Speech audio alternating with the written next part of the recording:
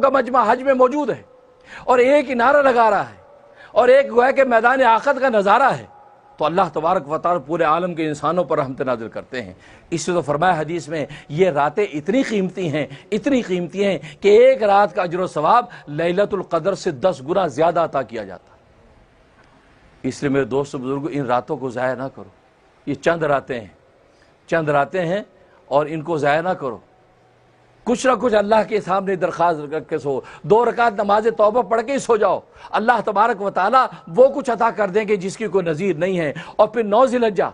اول تو ہر دن کا روزہ 1 سال کے برابر ہے، اگر 9 ذی الحجہ یعنی یوم عرفہ کا روزہ جس وقت حاجی عرفات کے میدان کے اندر موجود ہے، اس وقت آپ نے اگر یہاں روزہ رکھ لیا تو اللہ تبارک و تعالیٰ اس کا ایسا اجر و ثواب عطا فرماتے ہیں کہ سرکار دو عالم صلی اللہ علیہ وسلم کا ارشاد ہے کہ 1 سال پہلے کے اور 1 سال آنے والے زمانے کے اللہ گناہ معاف کر دیتے ہیں۔